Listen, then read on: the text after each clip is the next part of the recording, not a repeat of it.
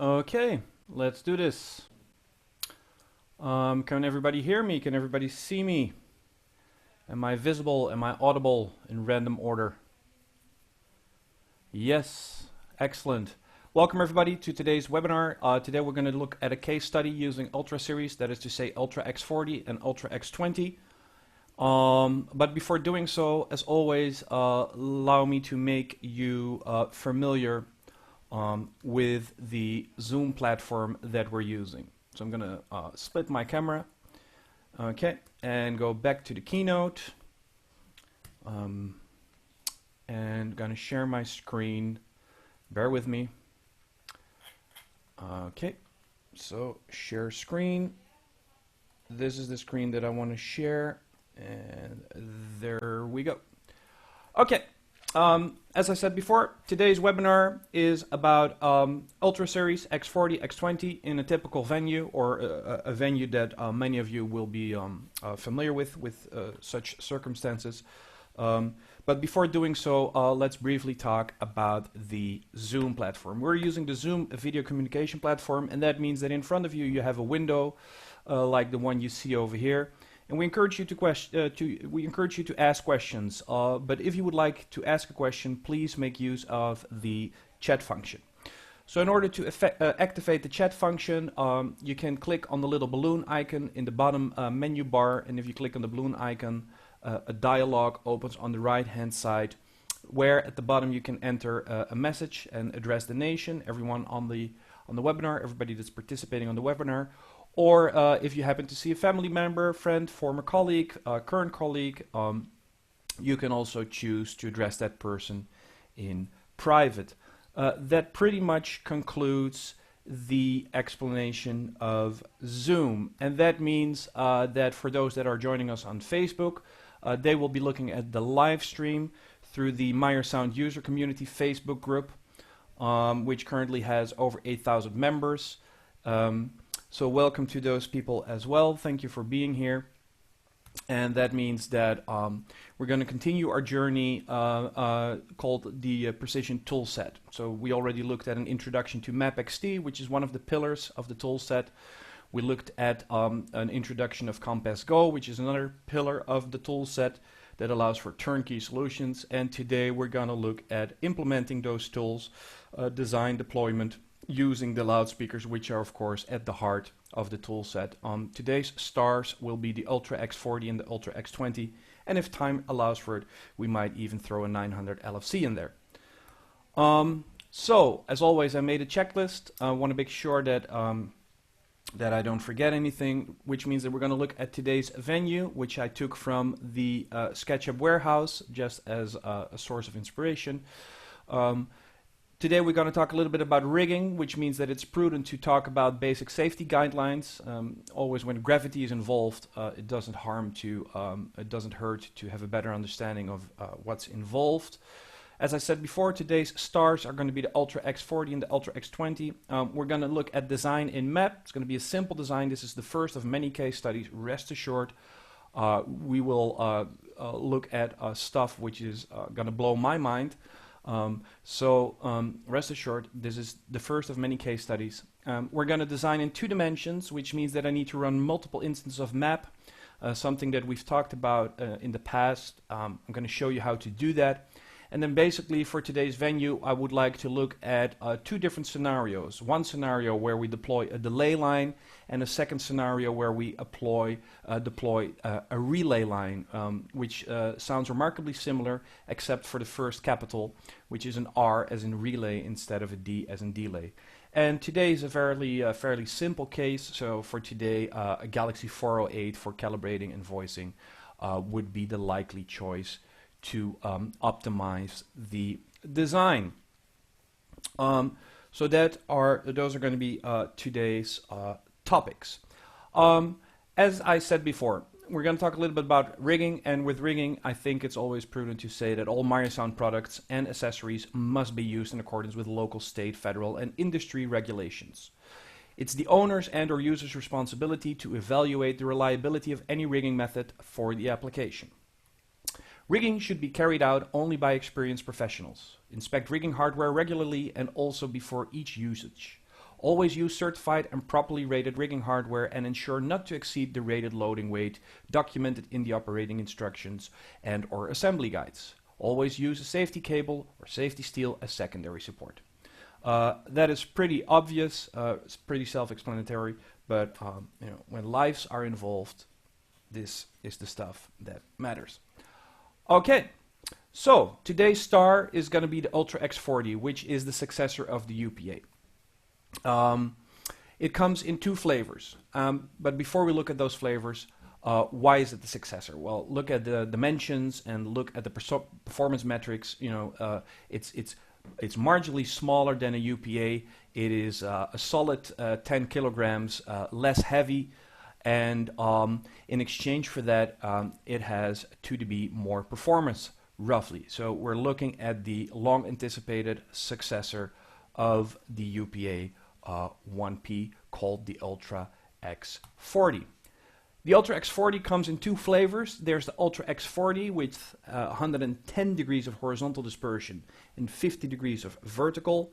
And there's the Ultra X42, which has 70 degrees of horizontal coverage and 50 degrees in the vertical. Rest assured, the horns, as we're about to discover, can be rotated, making it a very versatile product, as we're about to discover. So there we go. It has a 3-inch diaphragm HF driver, and it's a concentric designs. So it's being neighbored by 2 8-inch low distortion cone drivers. All of that is being powered by a 3-channel Class D amplifier module with built-in DSP. So that's what goes on in the box. That being said, as was promised, with the removing of 4 screws, the horn can be easily rotated by 90 degrees, and then it comes to a grinding halt. So there's no way of rotating the horn any further in danger of twisting the cabling. It only does 90 degrees, no more, no less. The same is true for the X42. It comes with a lot of rigging options, as we're about to discover. The X40 has 11 M8 rigging points where we can attach eye bolts and much more if we desire to do so. It has a pole cup for 35mm stand, and inside the pole cup there's another M20 thread for added stability, as we're about to discover.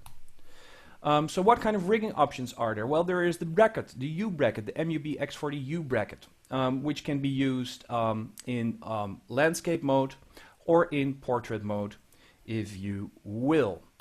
What other options do we have? Well, before we look at those, notice that in previous animation we used a so-called thread reducer, which went into the pole cup receptacle, turning an M20 into an M8 so that we could attach the U bracket. This piece will show up in many of the rigging features that we're about to discover. So there you see it. There it goes into the pole cup receptacle, turning an M20 into an M8 for further rigging applications. What else is there for the X40? There's the top channel, which allows us to attach a shackle to the top of the enclosure and change the orientation of the loudspeaker depending on where this sliding link lives. I have more documentation to show you how that goes in action. Requires M8 bolts and locking pins. And then in the top right corner you can see that depending on how you slide that top link, that you can change the vertical orientation of the loudspeaker.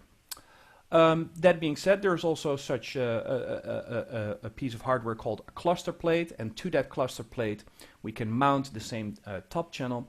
But the cluster plate does more. The cluster plate also allows us to array X40s horizontally as well as vertically, as we're about to discover. Here you see that array plate being used in horizontal arrays, and this comes directly from the user guide, which shows you where you have to use your bolts to make sure that you have the proper angle between the adjacent loudspeaker elements. But here you see an animation of that array plate in action. So you can change that angle, you can change the inter-element angle between those loudspeakers. We can do that horizontally, but with help of a top bracket we can also do in the vertical, turning X40s into a vertical array of loudspeakers, which we can then mount to another structure if we desire to do so. What other options are there? Well, there's a yoke as we're about to discover, but here you see again some detail from the user guide showing you where the array plates have to live and where the bolts go in order to introduce a desired angle. All of this is carefully documented in the user guide that comes with this particular product.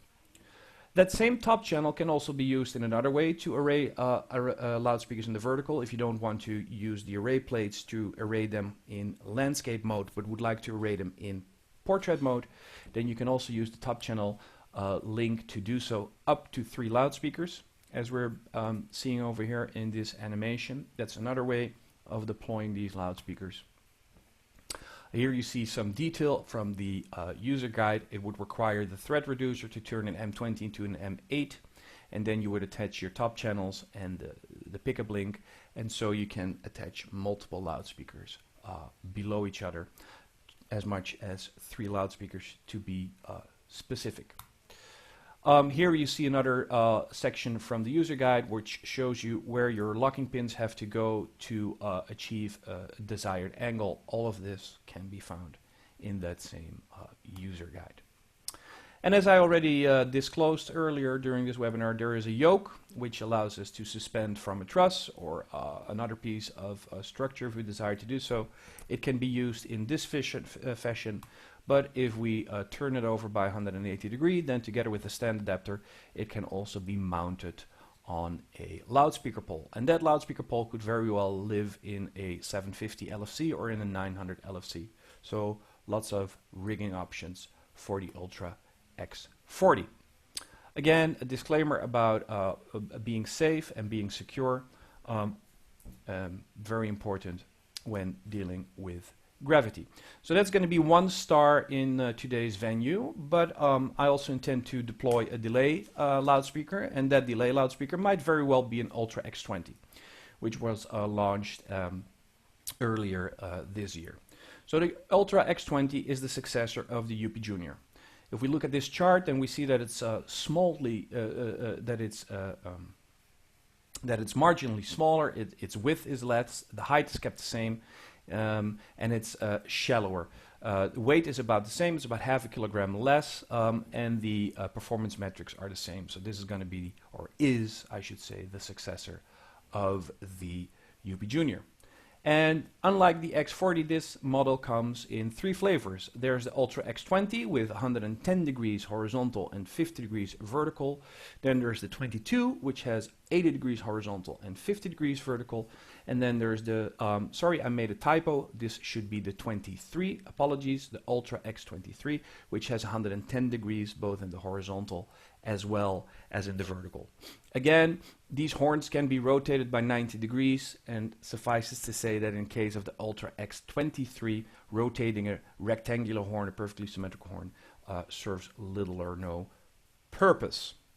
So there we go. Let's take off the grill. X20 houses a 2-inch diaphragm HF driver. It's being neighbored by 2 5-inch low distortion cone drivers, driven like the X40 by 3-channel Class D amplifier module, and has its own built-in DSP.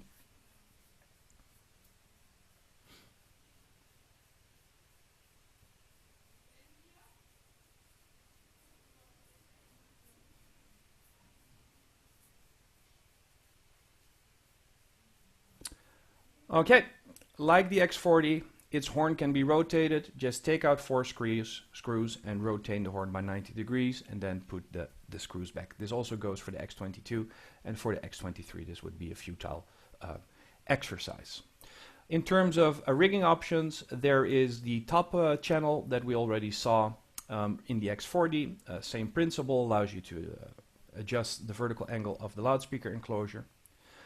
There's a pole mount receptacle that allows you to pole mount the X20 using a 35mm to M8 pole adapter that allows you to use a standard 35mm loudspeaker stand. Again, this could also be a pole that lives in a subwoofer, in which case the X20 would be living directly on top of the subwoofer and not on a tripod. What other options are there? There is the yoke that we also saw for the X40, which we can use in this fashion, or we can use it in this fashion and have it live on top of a loudspeaker stand. There is the U-bracket, like we saw for the X40, again with the option to use it in portrait mode or landscape mode if we desire to do so. Very versatile, very flexible. And then finally, for the Ultra X20, there's a standard mounting pattern on the back of the cooling element, which allows us to support third-party wall mounts. Very, very convenient. Okay. Unlike the Ultra X40, there's also an intelligent DC version of the Ultra X20, but rest assured, we have an entire week dedicated, that is next week to be exactly, an entire week dedicated on intelligent DC solutions, and I already saw a sneak peek, and I'm very much looking forward to seeing intelligent DC in action, case studies, and explanation of our intelligent DC range of products. Okay, so that concludes the Ultra X20. Those are the stars of today's show. So what venue do I have in mind? Well, as I said before, I took a file from the SketchUp warehouse, which you can see over here. This is a scenario that many of you will be able to recognize. It's by no means a big venue. On the contrary, it's a small venue. It has a stage, a low ceiling. There's a bar on one side of the room.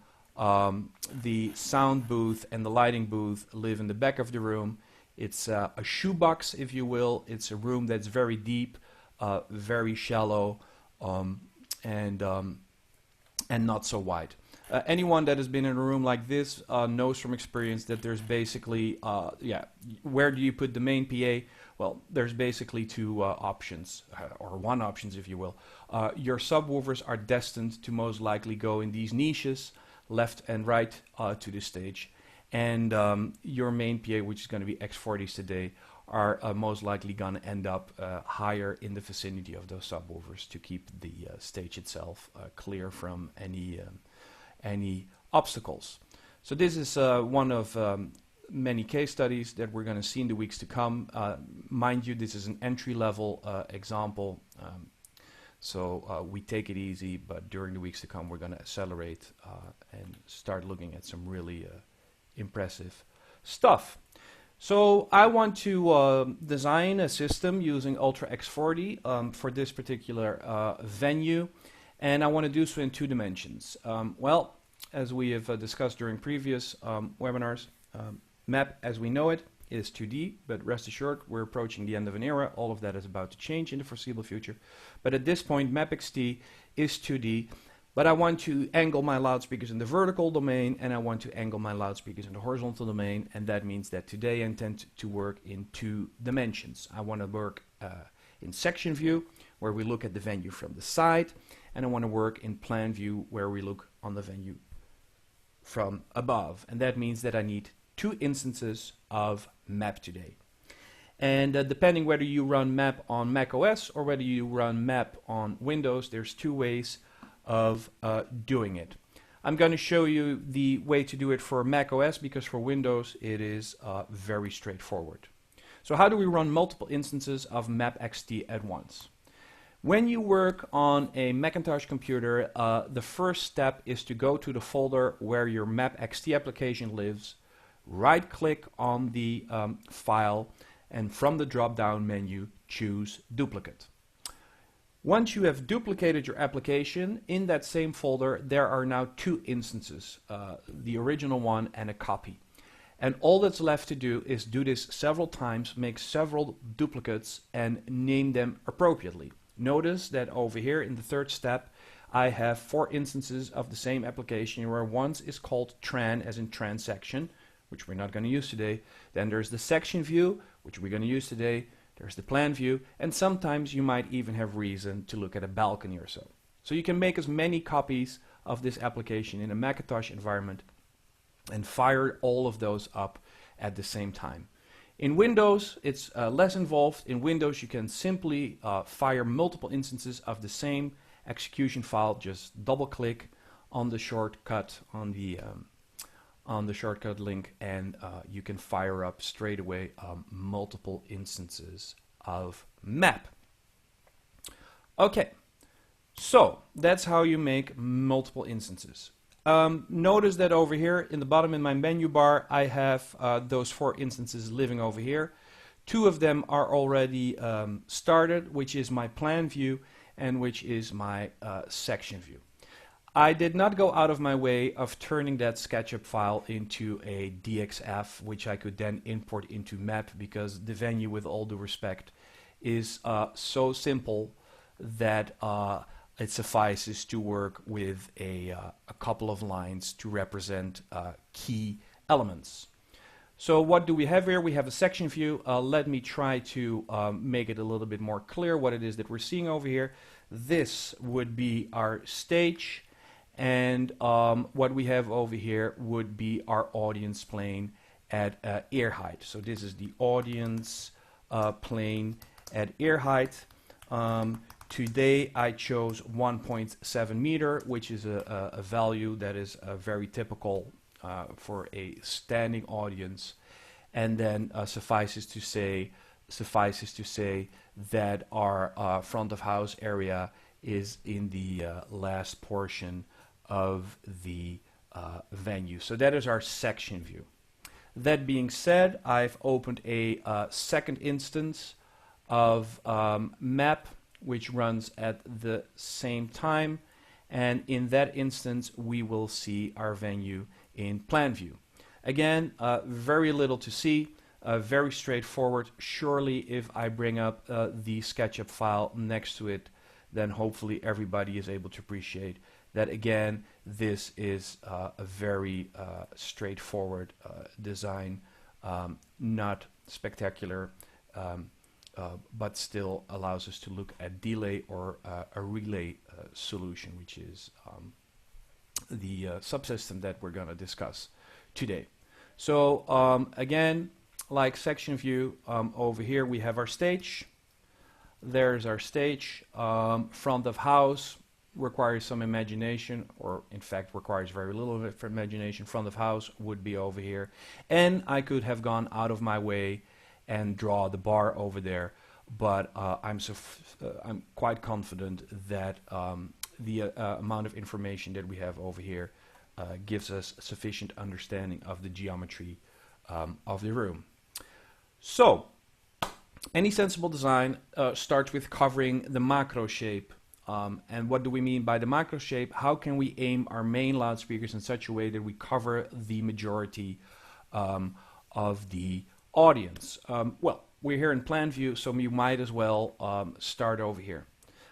Notice that this venue is what I call a shoebox, which means that it's very narrow, but it's very deep. And that means that if we want to do something sensible, which is somewhat of a hybrid solution, which can be thought of as dual mono, where we still have enough overlap in the center of the room to deliver some stereo to a subset of the audience. But these are, this is a shoebox shape.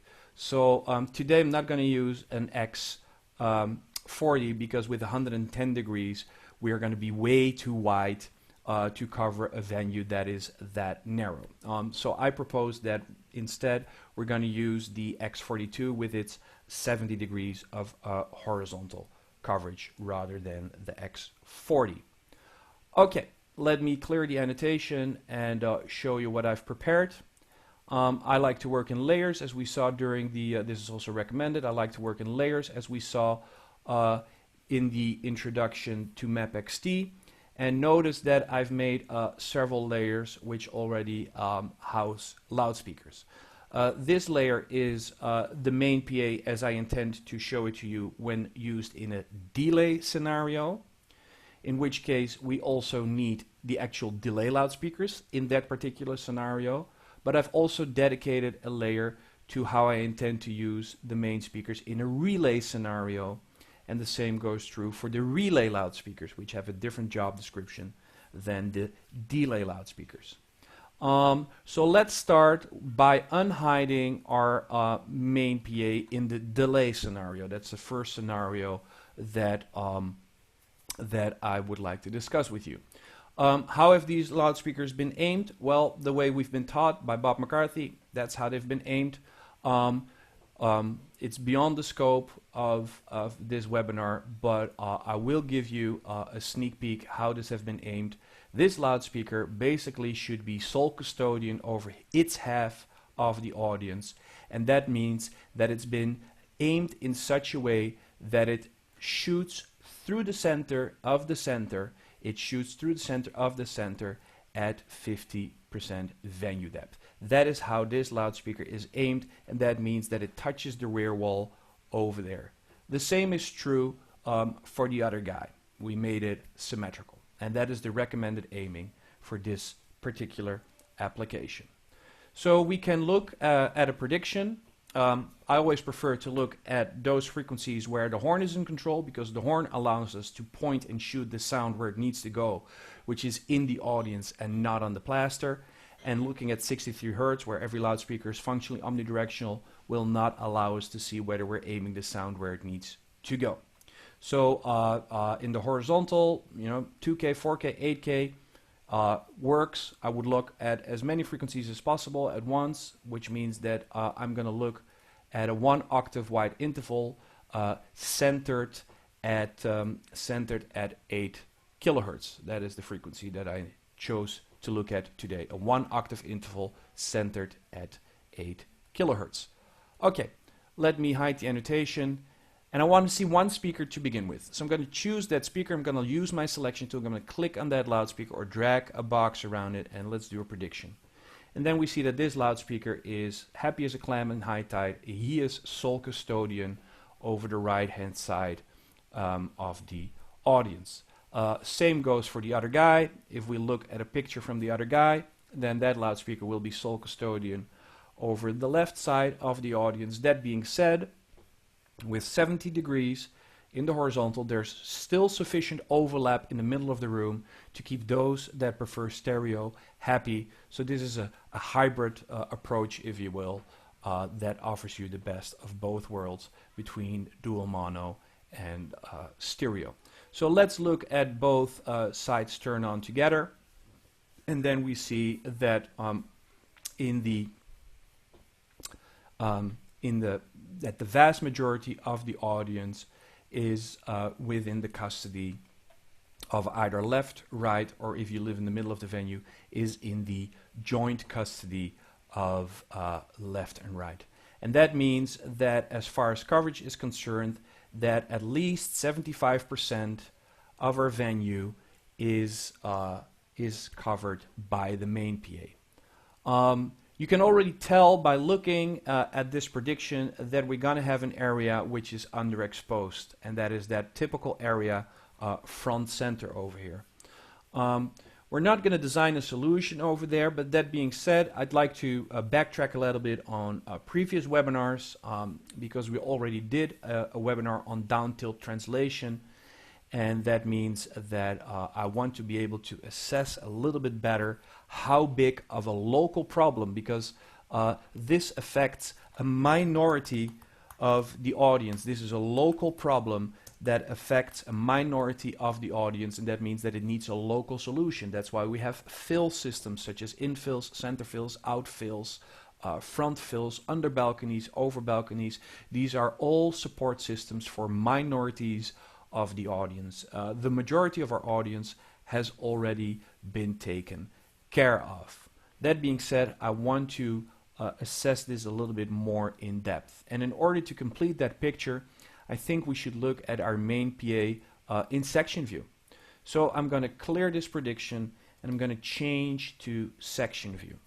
Okay, so there we have the section view. I might actually be able to do this so that you have an understanding of how plan view and section view come together.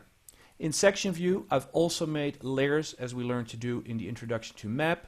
There's again a layer for my main PA in the delay scenario, for my delay loudspeaker in the delay scenario, and then there is a layer for my main PA in the relay scenario.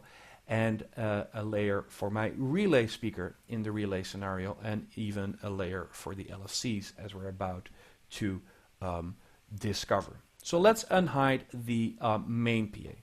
In the vertical, the main PA has been aimed like this. Now, for those that watched the Introduction to MapXT webinar, which lives on our YouTube channel, Thinking Sound, you know that I like to draw extra lines that show me the vertical edge of coverage.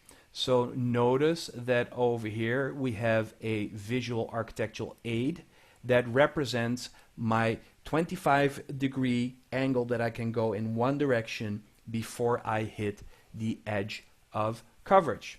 Whereas the center line, or laser as I like to call it, where you have the bulk of your energy, the laser that is protruding out of the loudspeaker, that is where you have the bulk of the energy, and it makes sense to steer that sound to the weakest position in your audience, which is typically the most distant listener.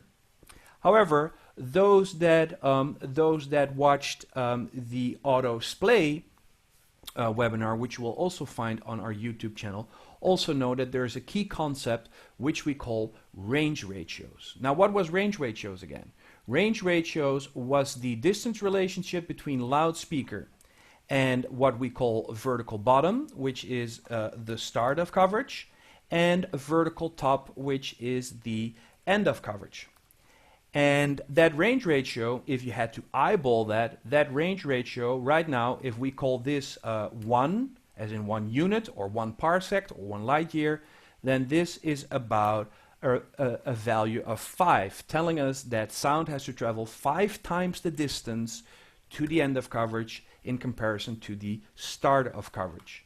I'm fully aware that we're overshooting the first area of the audience, but again, that is a minority of the audience. We're trying to do this in such a way that we cover the majority of the audience.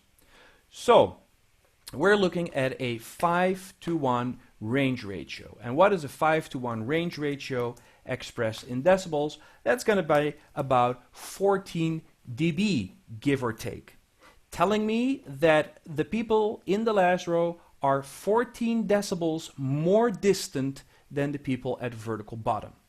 And of those 14 decibels, I can only shave off 6 dB by careful aiming the loudspeaker to vertical. I can shave off 6 dB, leaving me with 8 decibels of level drop front to back. This is the prediction, which is 2 decibels more than I like. I would like to keep it within 6 decibels. Less if it's possible, but right now we have the ingredients for 8 decibel level drop from vertical bottom to vertical top if we aim the speaker carefully. So these are a lot of predictions, and I want to see whether these predictions are true. So I'm going to clear the annotations, and let's do a prediction, and let's look at that same octave centered at 8 kilohertz. Okay, so remember, in map, we prefer to use color divisions every 3 decibels. And that means that if we choose to call this color, that transition from lime to green, if we choose to call that 0 decibels, which we can, then by the time we have the next color change, we have lost 3 decibels relatively speaking. By the time we make it to the next color transition, we will have lost another 3 decibels, putting us at -6. And by the time we make it to the end of the whole, we are not at 9 decibels because we do not see the next shade of blue, but we're pretty close to it. So there is your 8 dB drop as was predicted. Okay, because we have a 5-to-1 range ratio, of which we can only shave off 6 decibels by carefully aiming the speaker, carefully aiming the sound where it needs to go. Now, what is the job description of a delay loudspeaker? A delay loudspeaker is piggyback riding on top of the main PA. So our main PA loses market share over distance, and the job description of a delay loudspeaker is to restore that level by a certain amount and keep it within 6 dB front of back, preferably without raising awareness of that delay loudspeaker, because nobody likes the sound to be perceived coming from the delay loudspeaker. We like it to come from the general direction of the subject, which is on the stage. So that's going to be the application of a delay loudspeaker. But we're not there yet. We're not there yet. We're going to see that in a sec, but we're not there yet at this point. Because I briefly want to backtrack to that down tilt translation. In the down tilt translation webinar, which you can find on YouTube, we explain how you can predict triangles. Now, what did we mean by triangles? The triangles allowed us to determine where this loudspeaker touches the audience plane, which is around 3 meters into the audience. If you know that distance, which I happen to know, it's roughly 4 meters. If you know that distance, then in plan view, you can multiply that distance by a certain multiplier. And for those that are lost at this point, be sure to watch that down tilt translation webinar. Because here are the values. Here are the values. And since we intend to use an X42, the multiplier for an X42 will be 1.15. How we derive that value is beyond the scope of this webinar. I just want to show you, as promised, the workflow in action. So let me hide this screen for now. And the math is straightforward. The math will be the following. We're gonna multiply our 4 meters by 1.15, which is the value if you happen to be 70 degrees of horizontal coverage. And that gives me the base of that triangle. That gives me the usable width where our X40, our X42 in the vertical touches down at listening height, at ear height. That's going to give us the available width at that distance to the loudspeaker. So let's bring up a calculator and do the math. Here's my calculator. I'm going to drag it in here. It's not exactly 4 meters. If we're really precise, then we're about to discover that it's 3.8 meters multiplied by 1.15, which is the multiplier for a 7-degree loudspeaker, tells me that the width that we have will be about 4.4 meters. Okay, let's see that into action, because I already prepared a layer which has those triangles. And there you see those triangles. So let me write more on this. The triangle that we're looking at is the triangle that we have over here. This is the triangle that I want to know. This is the triangle that we're looking at. And this segment, that is the 4.4 meters, give or take, where the X42 touches down at ear height. That will be the width from -6 at one side of the base of the triangle, which will be there, to -6 at the other side of the triangle. That will be the width between the -6 dB points. And that's going to be about 4.4 meters. So here you see the application of down tilt translation into action. Be sure to watch that webinar to learn more about this. I repeated the exercise once more. I also did it at a slightly larger distance, which would be this triangle. That would be the distance to the base. So now we're talking about that triangle, because I wanted to assess by what distance, how far do we need to go into the room before that gap is closed. So that's how I studied the down tilt translation. Let me clear all of this and let me bring up plan view exclusively so that you see where my homework led us to. This allows me to determine with confidence that the gap between right and left is not closed until let's say 5 meters or so. Not until 5 meters or so is the gap closed.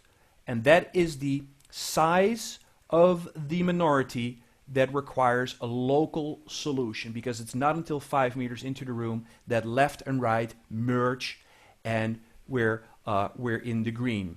Now, what kind of solution? We'll save that for a different webinar. It could be a center fill coming from above, it could be infill coming from the side, but this is how you can work in 2.5D with confidence using tried and tested methods such as down tilt translation. That being said, from here on I would like to focus on the delay loudspeaker. Just to prove the concept, if we turn on a prediction, we see that this is in pretty good agreement. We clearly see that this area is underexposed.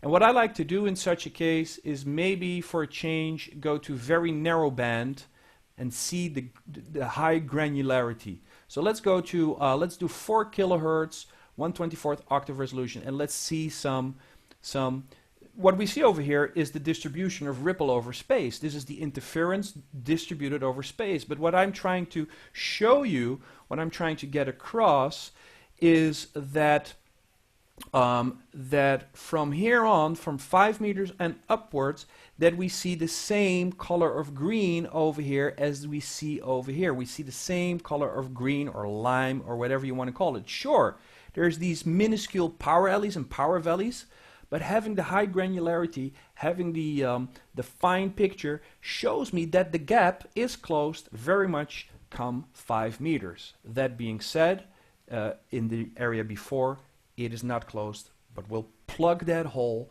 another time. But this is how you can work in 2.5D using multiple instances of map and can do so with confidence. So that constitutes the aiming of the main PA in anticipation of a delay loudspeaker. So I'm going to hide this layer once more and let's go back to section view. Okay, here's our section view, and now we need to talk about where and when do we need that delay loudspeaker. Because I'm not opposed to a moderate drop in level. I'm not opposed to a moderate drop in level, and that moderate drop in level currently is about 8 decibels for reasons that we discussed before. So if I take my arrow tool, if we start over here, if we start over here, then we lose about 8 decibels front to back, which is 2 decibels more than I like. That being said, I would not have an issue whatsoever with trying to use a delay loudspeaker, and sustain whatever level we have, let's say, starting over here. So if we can somehow sustain this color of green, rather than the other shades of green than we see, then we are a little bit louder in the front, and the second half of the room is being supported by a local solution, which is the delay loudspeaker. Why do I avoid making it equally loud front to back? Because we know that all the instruments and guitar amplifiers and drums and everything that lives on that stage is also going to lose market share over distance. It's subject to the same inverse square law, which means that if we make our system equally loud front to back, that the level relationship between the acoustic instruments on stage and the sound reinforcement system is not preserved over distance. Whereas if we build in a moderate drop in level in anticipation of the acoustic sources also losing market share over distance, then sound system and acoustic sound follow each other in lockstep and both lose market share at the same rate over distance. So that is something that's a valid justification for not trying to pursue to make it equally loud front to back. Okay, and that means that the job description of the delay loudspeaker, is going to be to restore somewhat of that 8 dB level loss, but I don't want to restore it all the way to the level that we see in the front of the audience, because I want this intentionally, purposely to be a little bit louder for reasons that we just discussed. And the perfect candidate to do that would be the Ultra X20. The Ultra X20 would be the ideal candidate for that particular application. So let me bring up my layers and let's unhide the delay loudspeaker. This is where that delay loudspeaker lives. It's mounted in landscape mode. It's in practice, it's an X20. That being said, Ultra X20 is not yet available in MAP, in the current version of MAP. So the placeholder that I'm using over here, is a UP Junior. But we already saw in the introduction that the X20 is the successor of the UP Junior, has the same performance metrics, but is a superior loudspeaker in every regard. So this is just a placeholder. In practice, without thinking twice, I would replace this for an X20. Okay, let's look at the performance of that loudspeaker in that part of the room. So notice that it sustains its level very nicely over here. We're cruising through the same shade of green, and that means that whatever level variance that we have over there is in the order of plus minus 1.5 dB, because one color division, after all, is 3 decibels. So within the custody of that delay loudspeaker, if there is to be any level variance, it's going to be plus minus 1.5 dB at most, which works for me. And its job is to piggyback ride on the main PA, restore that level, but not make it equally loud as in the front of the audience for reasons that we just discussed.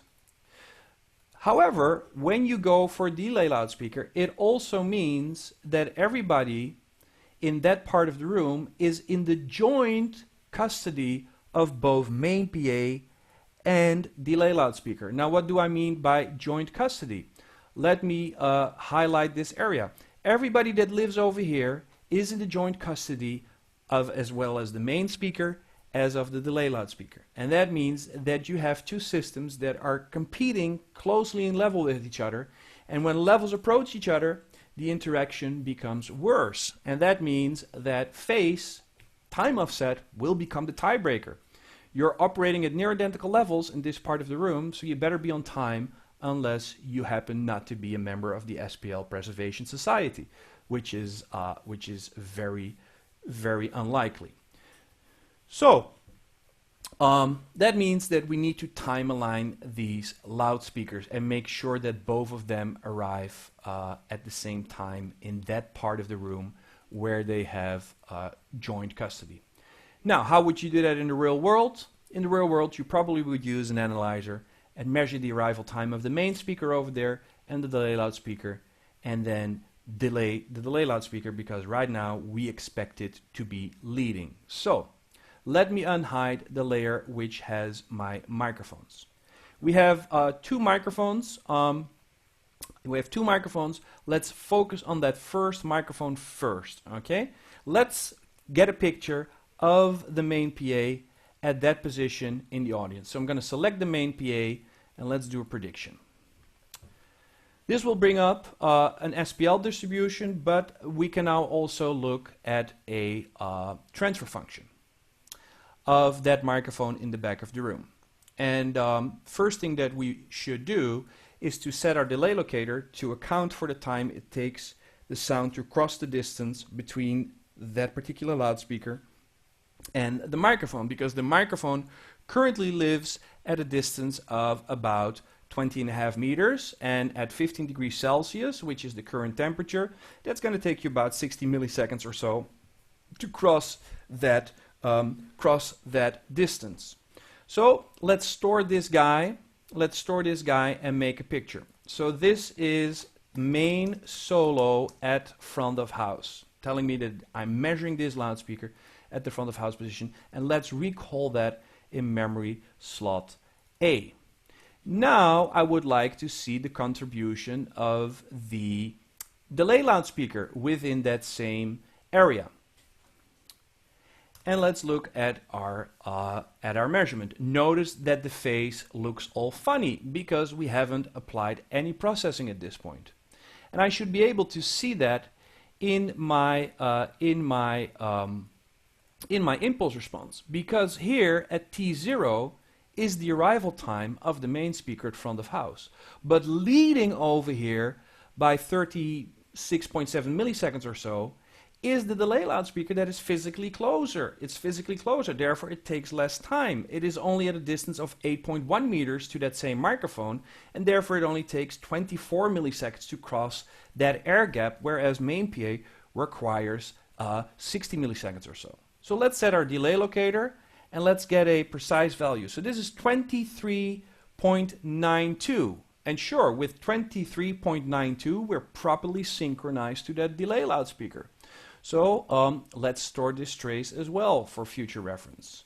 And let's call this delay solo at front of house. And put it in memory slot B, recall. Now, these two loudspeakers currently do not arrive at the same time. And we can tell so by looking at the respective delay times that were required. And then we see that there is an offset. So let's calculate the offset that we're dealing with, which is the calculator that we need for this, which is the 60.17 milliseconds that it took the main speaker to get there, minus the 23.92 milliseconds that it took the delay loudspeaker to get there.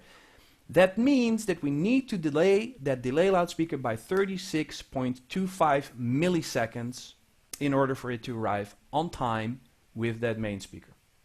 So let's introduce that delay. Let's go to our device configuration and notice that I've already dedicated an entire galaxy. In practice this might be a 408, but in virtual galaxy I have the luxury of using an 816 if I desire to do so, and I've already connected my X40 to channel 1 on that particular galaxy, and the X20 to channel 2, whose job description is delay loudspeaker, and let's introduce that value of 36.25 milliseconds, 36.25, and that should make them arrive on time. Why I enabled delay integration? Well, in order to appreciate that, be sure to watch the webinar on product integration, which is which features delay integration, because the Ultra X and the UP Junior are from different phase curve families. That being said, using delay integration, I made them both PC125, which means that that wraparound lives at 125 Hertz. So let's reevaluate whether this works. Let's go to our measurement viewer. Let's manually set our delay locator to the time that was required for the main PA to properly synchronize it. I want to hide my annotation, so let's clear this. Okay, so let's restore this value manually to 60.17 and see with the delay whether our delay loudspeaker now arrives at the expected time, and the answer is yes. Notice that these phase traces now live on top of each other, and furthermore notice that with help of delay integration that the wraparound lives approximately at 125 Hertz. So I'm happy as a clam in high tide. Also notice that my levels are intentionally not the same. I don't want to restore the complete level back to the level that we see in the front of the audience, because that is the level of the X42 at the front of house position, whereas this is the level of the X20 at that same position. And they're not equally loud because we are intentionally not trying to restore the full 6 dB loss that we suffered. Okay. Well, they're in phase and on time, and that means that if we were to measure everything at once, then we would expect to see a little bit of summation. We're not going to get the full 6 dB because we're not equally loud to begin with. So let's make sure that both loudspeakers are selected at the same time, and let's look at a prediction with our delay speaker and main speaker turned on simultaneously. How does it look in the measurement viewer? Well, there we go. This is the active measurement, and notice that we've gained some level. Not 6 decibels, not all the way, because on the left hand side we use 10 dB divisions, but we've restored some level in the team effort, in the joint custody between main and delay loudspeaker. So that works at that point in space, and notice that we were able to sustain that particular color green, which was my intent all along, not to make it louder over here or equally loud as in the front of the audience, but to sustain the level after we lose too much and keep it within 6 decibels front to back. And that means that in terms of sonic image, where does the sound come from? Well, the delay loudspeaker at that point in space, by design, has not been made equally loud. It's deliberately not been making equally loud, which means that the guy that is in charge over there, the loudspeaker that is dominating over there, is still the main speaker. And if the main speaker is still dominant over there because the delay loudspeaker is not equally loud, then the sound appears to come from the general direction of the dominating speaker, which happens to be the loudspeaker that lives near the stage. So where does the sound come from? The sound comes from the general direction of the stage because the delay loudspeaker intentionally has not been made equally loud or louder, which would guarantee that the sound is perceived to come from the delay loudspeaker. It's running below the main speaker, preserving the sonic image while restoring some of that level loss. And that would be a perfectly justifiable approach. This is a typical example of using a delay loudspeaker, which is piggyback riding on the main PA. All of this is fine as long as the temperature in the room remains somewhat constant. As long as the temperature remains somewhat constant, then this solution will be perfectly fine using an X42 and an X20 as a delay loudspeaker. However, in a room such as this, unless you have superheating ventilation and air conditioning control, in a room like this, we know that once this room is packed with people, that it remains to be seen whether the temperature remains the same. Are you confident that you can ensure that the temperature remains the same within a couple of degrees, give or take? Or are we going to experience huge temperature changes in order of 10 degrees or so, which is, I think, within the realm of possibilities. So what would happen to our design? Let's store this trace. Let's store this trace, and let's say, okay, this is main plus delay at front of house for the current temperature, which is 15 degrees Celsius. And let's put that in memory C. Now watch what happens to our alignment. Watch what happens to our alignment should the temperature change. So let's go to our natural environment and increase the AC from 15 degrees to 25 degrees or so, which I think is a 10-degree increase, is not fiction. And let's see what happens with our system once the temperature rose by 10 degrees. And suddenly we have what is known as a comb filter. I have an alternating pattern of cancel, peak, cancel, peak, cancel, peak, cancel, peak, cancel, peak, cancel, peak. Why? Because the propagation speed of sound in my room has changed, which means that the solution which worked at 15 degrees Celsius is no longer valid once the temperature has increased by another 10 degrees Celsius. And we should be able to see this in the impulse response. If we zoom in by pressing right click and give us a little bit more horizontal vision, then we see two discrete impulses. The big guy is the arrival time of the main speaker at front of house. The little guy is the arrival time of the delay loudspeaker at front of house. And notice that they are offset by millisecond, give or take, because the temperature has changed and therefore the sound speed has changed and therefore my synchronization has been affected.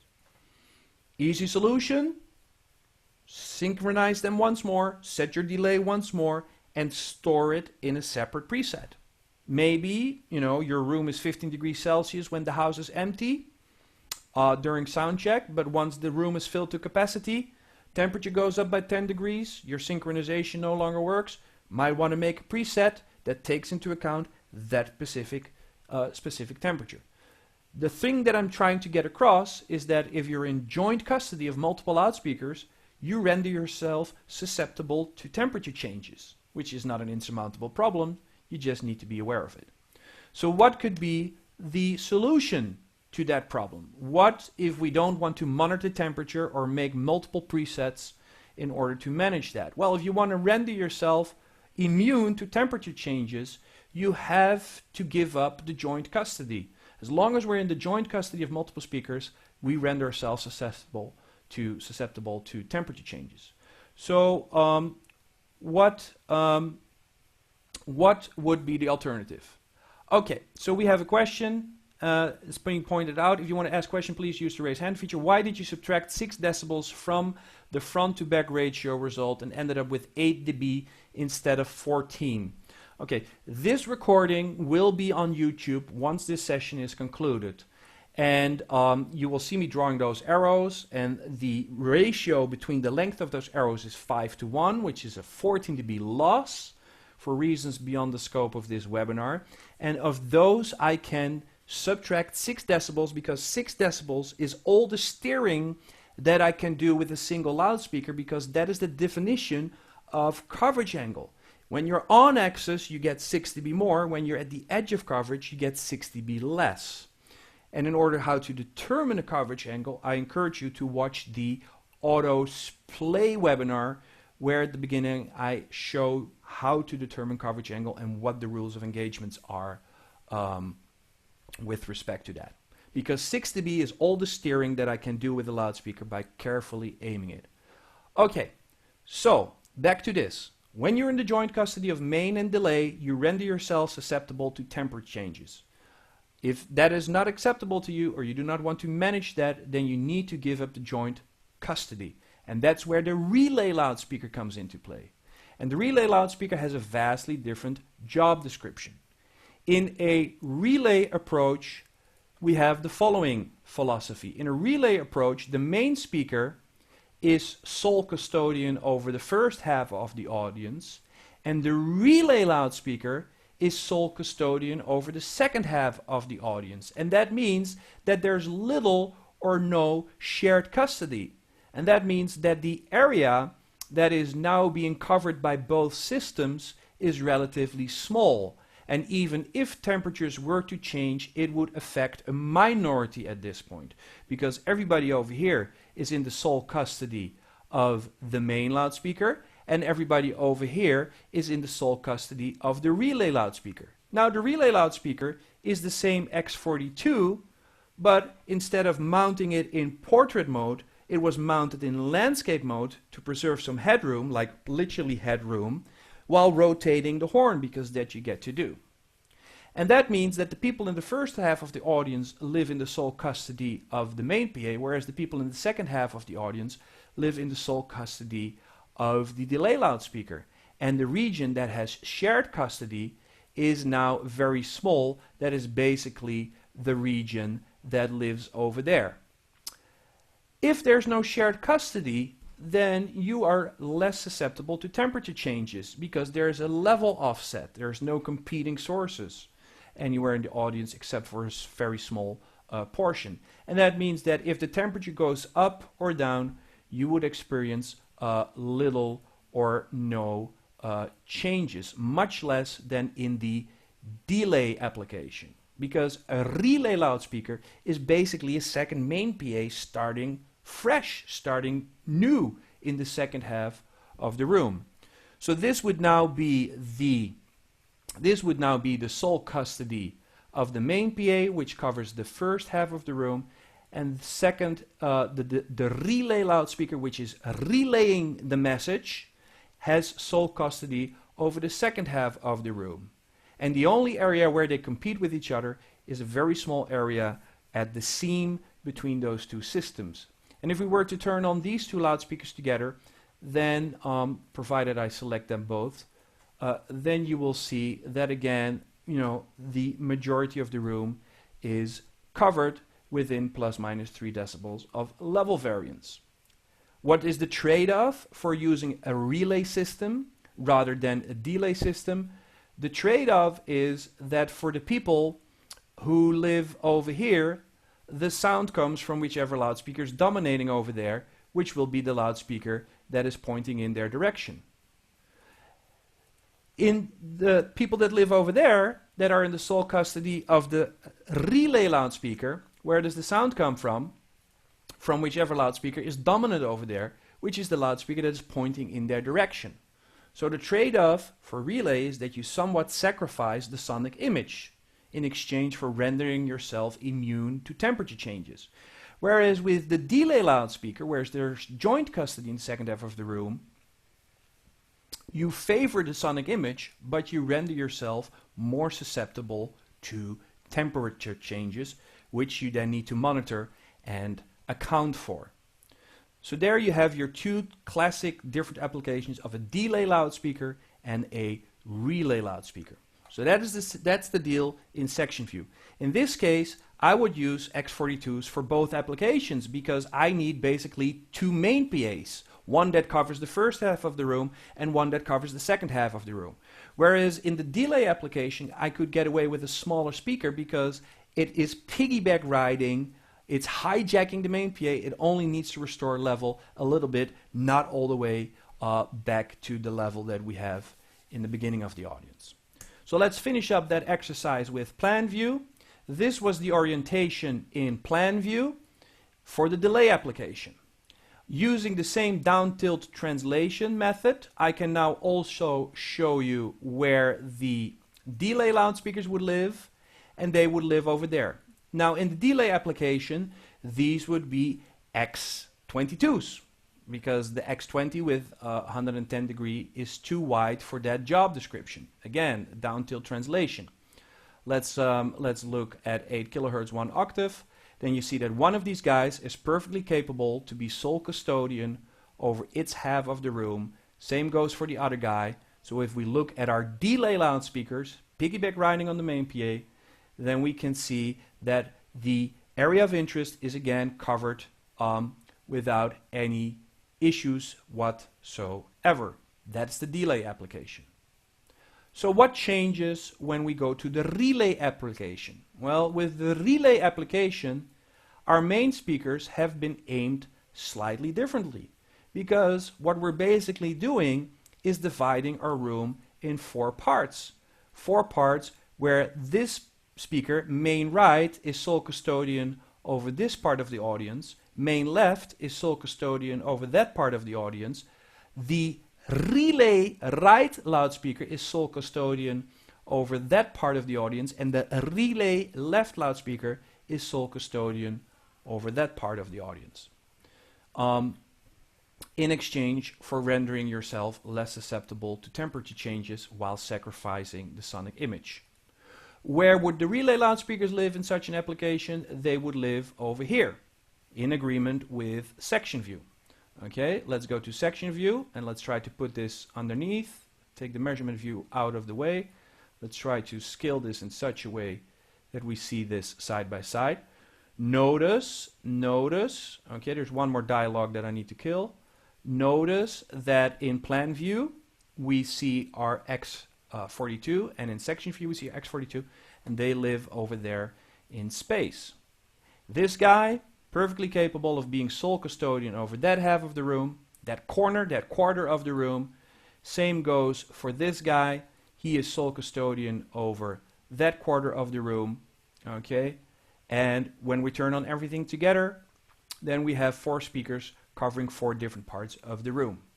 Now, it looks like you're about to blow off somebody's head, but remember, you're looking at loudspeakers that run parallel to the drawing plane. If you want to know more about that, be sure to watch the introduction to MapXT, because in section view, we've already confirmed that we're not blowing off those people's heads, okay, because they didn't drink Red Bull, they're not floating in space over here, they're off axis in the vertical. And that would be your relay application, sacrificing the sonic image in exchange for rendering yourself immune to temperature changes. What is left to do?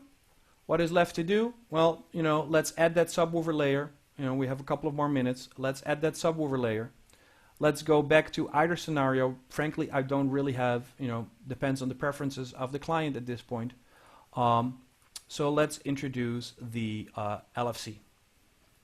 I've chose 900 LFCs for this application. So a little background story about the 900 LFC.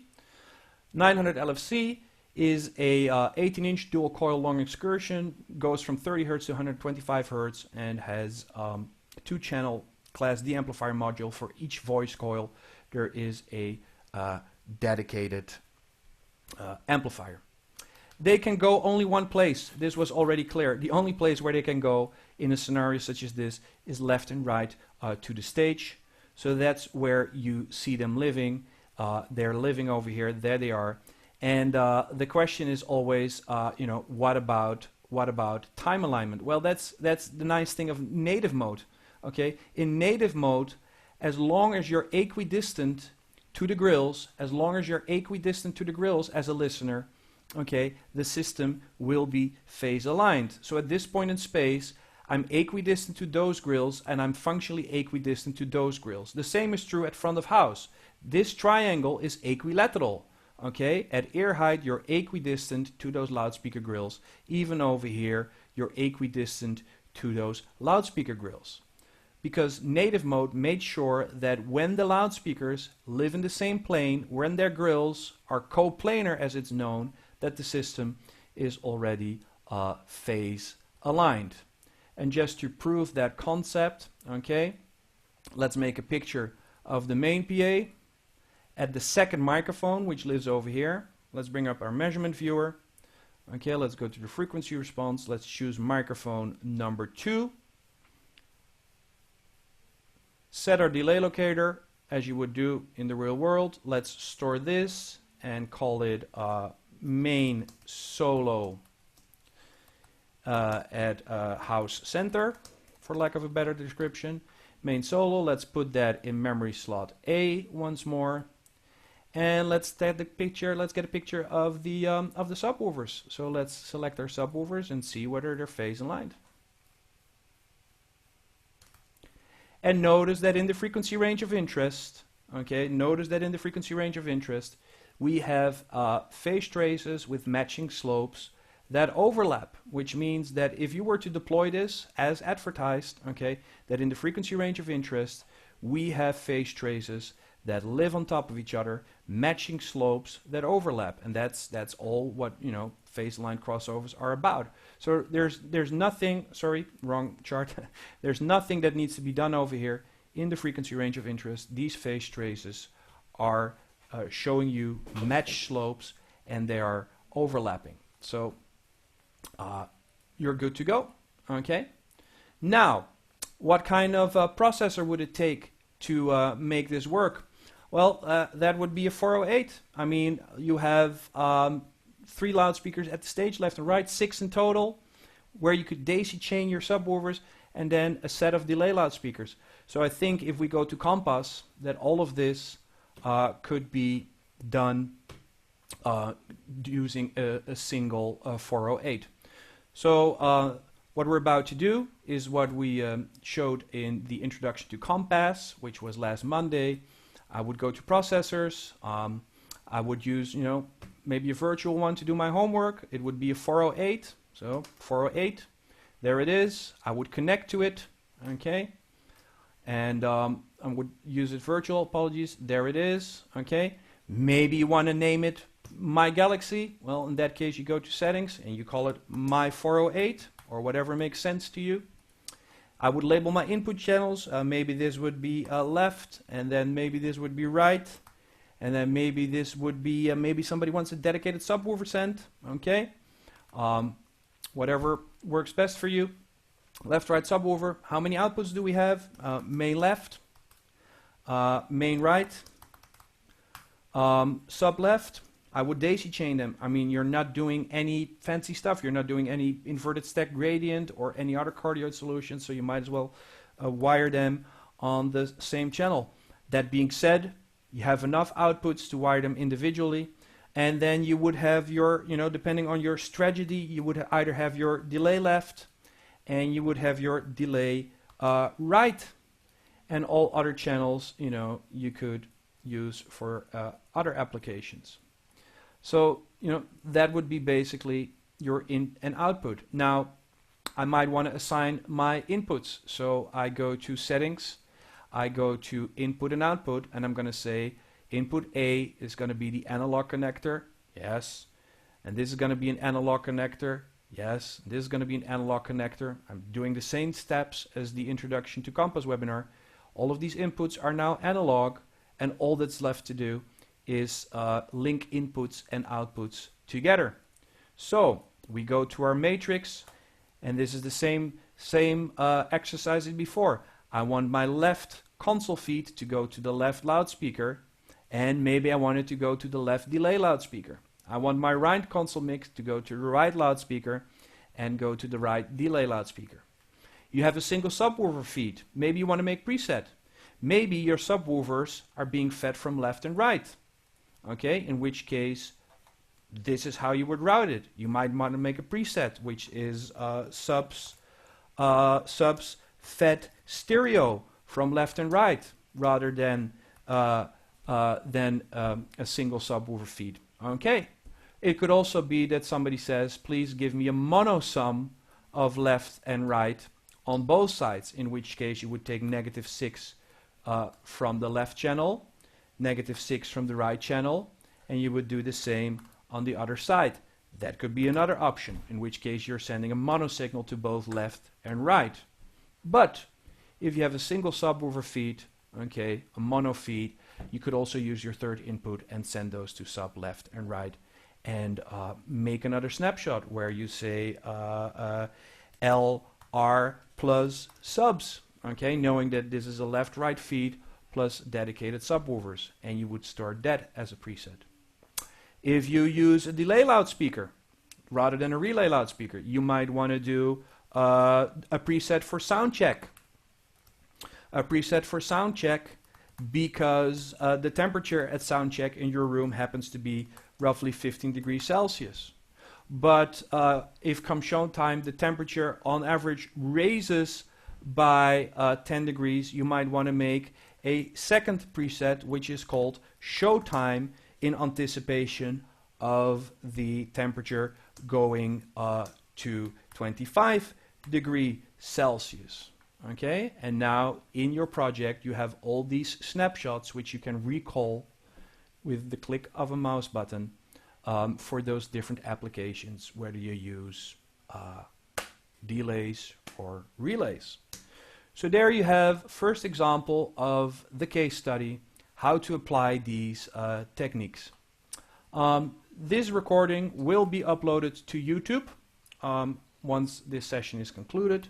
You will find it on Meyer Sound's Thinking Sound YouTube channel, and those webinars have been currently viewed over 11,000 times and rising. This Friday, that is the day after tomorrow, we will have our first on-demand a la carte session. 3 options on the menu are power scaling, M-Noise or raw scale the festival. You get to choose what we're talking about, and if you want to exercise your vote, please go to the Meyer Sound user community Facebook group. At the top of the page you will find the poll that allows you, it's in the announcements, the poll that allows you to cast your vote. And then this Friday I will be talking about any of those 3 options for you to choose from. So please go there to make your preference known. Which brings us to the end of today's webinar, and that means that I'm willing to answer a couple of more questions. Please be sure to use the chat, and let me give you the full camera view. Okay, so raise your hand one at a time. Within Compass, would you set the temperature in each snapshot as well? Well, that depends. Like I said, the entire, one of the design questions that go into delay or to relay is, can you manage interaction in the joint custody of a delay loudspeaker and a main PA? So it depends on your approach. X40, what is the use of the 2 holes in the joinery in the middle and the back of each side of an X40? I am not entirely sure that I understand your question. The 2 holes in the joinery in the middle and the back of each side of an X40. It has 8 M8s.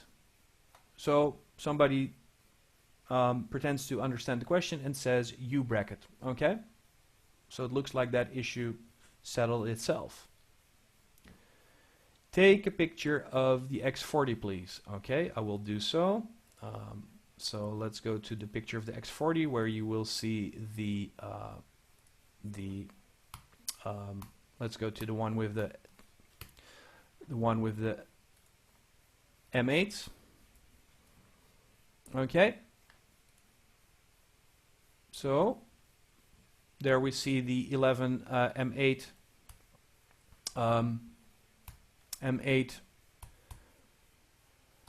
threads, rigging points. Does the changing of snapshots in Compass result in sound pause? Unless you made the mute not recall safe. If you did not make the mute recall safe, then changing in Compass is virtually inaudible. It's inaudible. Changing snapshots. Yes.